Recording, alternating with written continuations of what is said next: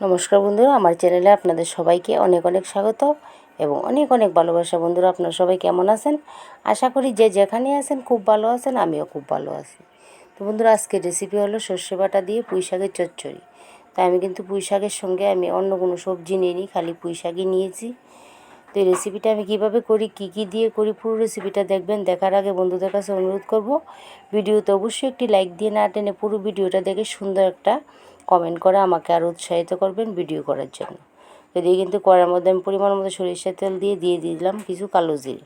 আর সর্ষে বাটা দিয়ে যে কোনো রেসিপি করবেন, সেটা যদি করেন সরিষা তেল দিয়ে, তার স্বাদ এবং গন্ধ কিন্তু দ্বিগুণ বেড়ে যায়। তা আমি কিন্তু পাতা সমেত ডাটাগুলি একসাথে দিয়ে দিলাম, দিয়ে এখন একটু নেড়ে চেড়ে কিছুক্ষণ হতে দেব। তো এই সব শাকগুলি আমার বাগানের, একদম টাটকা, সার কেমিক্যাল ছাড়া, সিদ্ধ হতে বেশিক্ষণ সময় লাগে না। আমি রেসিপিটা কিন্তু ডেকে ডেকে করতে হয়নি। তাই আমি দিয়ে দিলাম স্বাদ মতো লবণ, দিয়ে আবারও কিছুক্ষণ লবণটা ভালো করে মিশিয়ে নেড়ে চেড়ে নিয়ে নেব।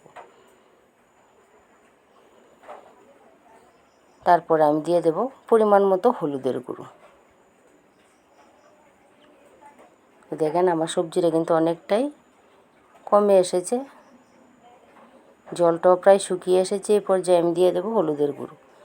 তো আমার এই রেসিপিটা আপনাদের কাছে কেমন লাগলো কমেন্টে অবশ্যই বলবেন। নতুন দর্শক হলে আমার রেসিপিটা দেখে যদি বেশি ভালো লাগে, তাহলে আমার চ্যানেলটাকে সাবস্ক্রাইব করে পাশে থাকা বেল বাটনটিকে অন করে অল অপশনে ক্লিক করে দিবেন, যাতে করে পরবর্তী ভিডিও নোটিফিকেশান সর্বপ্রথম আপনাদের মোবাইলে চলে আসে। তা আমার কিন্তু পুঁই শাকের যে জলটা ছিল সেটা কিন্তু একদম শুকিয়ে গেছে। এখন আমি এই পর্যায়ে সর্ষে বাটা দিয়ে দেবো। আমি সর্ষে বাটার সাথে 2 কোয়া রসুন আর কিছু কাঁচা লঙ্কা বেটে নিয়েছিলাম। তো সর্ষে বাটা দিয়ে যে কোনো রেসিপি করেন, 2 কোয়া রসুন যদি আপনারা দেন, তার সেন্ট কিন্তু অন্যরকম আসে, খুব সুন্দর আসে, খেতেও ভালো লাগে। তো আমি কিন্তু সরিষা বাটাটা দিয়ে সুন্দর করে পুঁই শাকের সাথে মিশিয়ে দিচ্ছি নেড়ে চেড়ে। এখন বেশি ভাজবো না, কারণ সরিষা বাটা দিয়ে কোনো রেসিপি করলে বেশি ভাজা ভাজা করলে সেটা তিতো হয়ে যায়।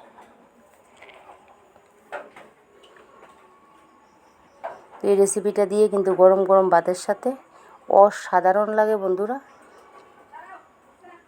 আর যেটা শুধু খালি পুঁই শাক দিয়ে চচ্চড়িটা করলে খেতে যেরকম ভালো লাগে, সঙ্গে যদি কোনো অন্য কোনো সবজি দিয়ে করেন, সেটা কিন্তু তেমন ভালো লাগবে না। তো আমার রেসিপি কিন্তু একদম তৈরি। আমি এখন সার্ভ করে আপনাদের দেখিয়ে দিচ্ছি।